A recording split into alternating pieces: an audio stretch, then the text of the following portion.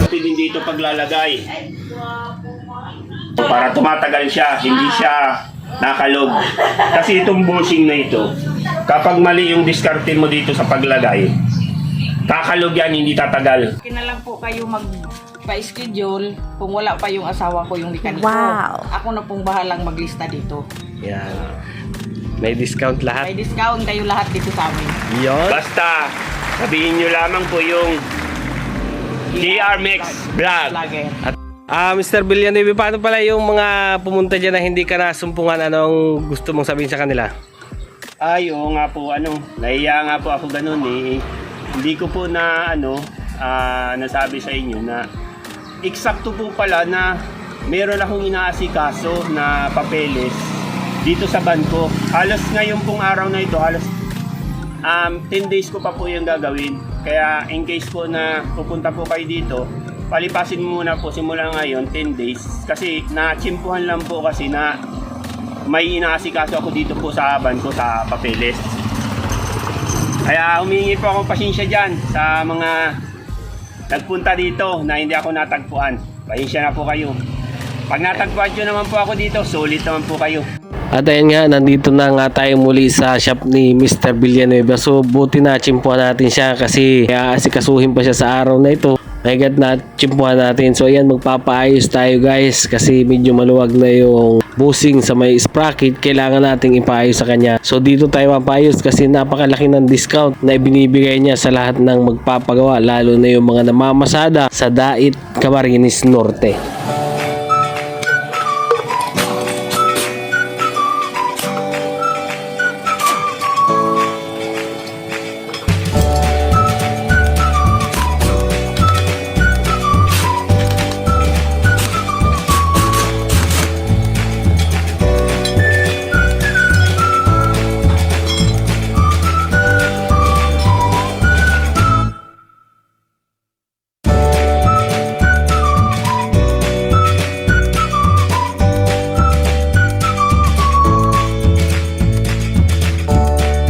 Pero pag hindi ka marunong, di akahabang ito.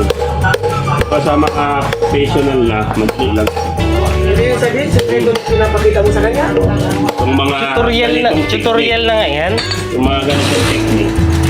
Ay, ganda at ano ka? Oo. Dali lang. So, haputol mo yung mekaniko. Okay. Oh. Tapos na.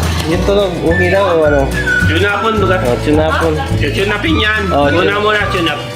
May discount ka pag dito ka nagpa-tune-up. Kailangan yan. Tunapin mo muna.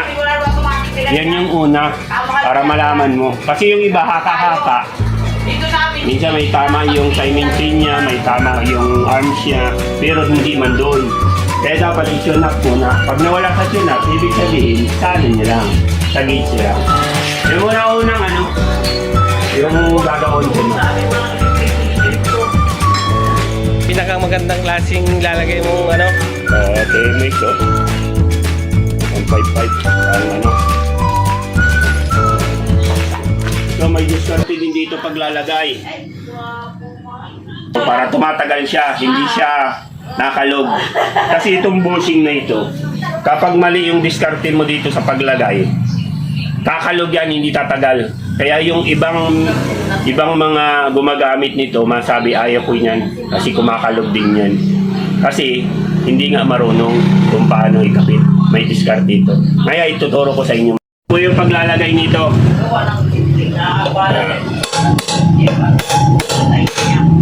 Pag nailagay mo na po yung apat na yan, lulubog yan. Alam mo, lulubog. Ngayon, kung hindi ka marunong, ilulubog siya. Ngayon, pag nilagay mo siya, tingnan nyo, tikal. Kaya ang mangyayari niyan, pag nilagyan mo siya ng tornilyo, hihilahin yung nasa loob. Hihilahin siya, titikal siya. Iaangat siya dito. Kaya dapat ang paglagay niyan, dapat yung ano niya, washer niya nasa loob. Yan. Wala sa labas. Para kapag ito ay inikot mo siya, hindi siya hihilahin. na andun pa rin siya nakapix sa loob. Yun ang diskarte dyan. Yung pala. Kaya yung ano niya, yung piston niya, yung puro niya, nasa ilalim siya, hindi siya gumagalaw. Kapag umaarangkada siya, buo pa din yung piston niya na nasa loob. Hindi katulad na hindi mo lagyan siya ng washer dito sa labas. Halos ang piston niya 3/4 lang ang nasa loob. Kasi hinihila siya ng tornilyo na to. Yung po ang pinakamagandang ano nito. Kaya po siya tumatagal. Lalagay ko siya yung mga washer. Kung sakali po na itong washer na ito ay kulang, umaangat pa din, dagdagan nyo pa rin po ng washer, gawin nyo ng 2. Yun. Para hindi umangat yung piston. Ganyan po siya. Ngayon po, ang ilalagay ko dito, yan, lalagay mo na siya dyan. Yan, ganoon. Nandun yung ano niya, washer sa loob. Hindi dito sa labas, sa loob yung washer. Nasa loob pala ang washer. Ayun.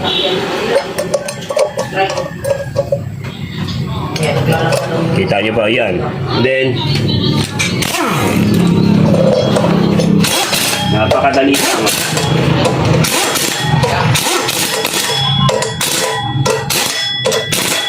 Ngayon po yung piston niya. Oh.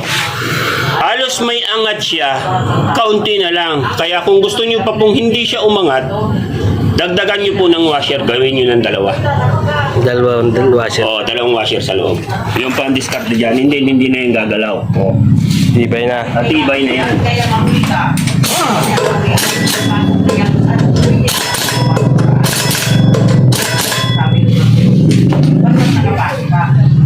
Lalagyan mo pa ng screwdriver. Ito yung diskarte kasi meron kasing mga sprocket na kapag adjust mo dito, maluwag siya. Tapos may mahigpit. Ngayon, pag ginamit na yung binaba niya, mas lalong naluwag. Kaya ang gagawin mo, tingnan mo, di ba, mahigpit na masyado. Hindi dapat ganyan mahigpit ang mo pag-adjust. Kaya ang gagawin mo, lalagyan mo siya ng ganyan. Bago mo siya hihigpitan. Ganun pala yun. At least, laban na siya. Ngayon, pag binitawan mo na yan, maluwag na siya. Yan ang pinaka, para hindi ka naikot ng ikot. Adjust lang siya. Hanapin mo yung pinaka mahigpit niya. Bibitawan mo na. Yan mo, eksakto lang siya. Yes. Ayan ang diskarte dyan. Lalagyan mo nito. Dahilan kung bakit ang gulong niya ay na mo siya, na i-adjust mo na yung brake niya, maayos na. Kunting-kunti lang yung apak niya.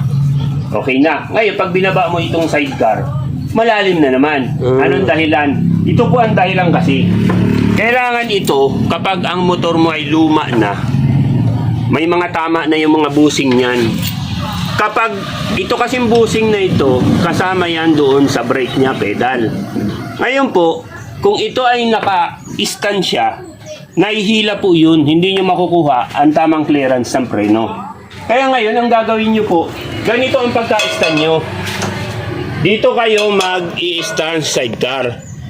And then, tsaka nyo siya, i-adjust ang preno niya. Kung ano ang kahinatnan ng preno dito, kung gaano ang adjust diyan, hindi po yan magbabago. Kaunting hindi po yan magbabago.